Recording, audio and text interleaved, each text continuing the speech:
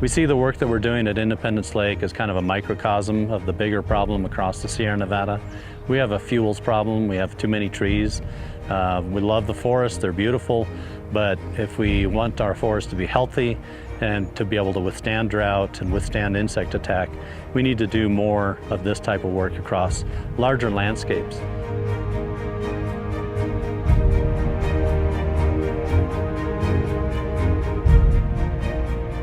My name is Edward Smith. I'm a forest ecologist for the Nature Conservancy in California. I think one of the hardest concepts to understand for many different reasons is that prevention is worth the investment. It's much less expensive to do preventive work, and the outcome is much better. You actually have forests that are healthy, watersheds that protect water quality and continue to protect water quality into the future. And we have better places to recreate as a result of doing that proactive work.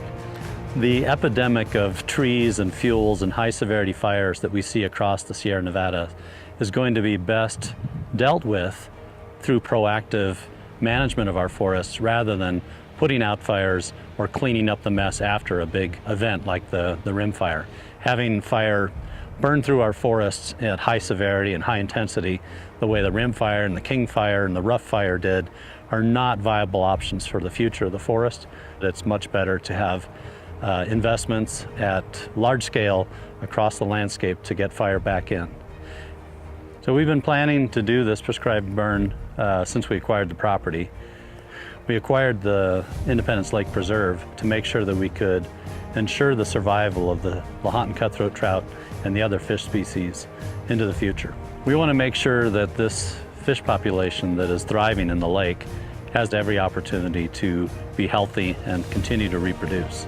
So by thinning across the forest, reducing the fuels, we've been removing small trees and dead brush and ladder fuels, surface fuels, and bringing fire back into the landscape to make sure that this forest is healthier, and also to make sure that we're reducing the chances, reducing the risk of a large fire moving through this area and causing harm.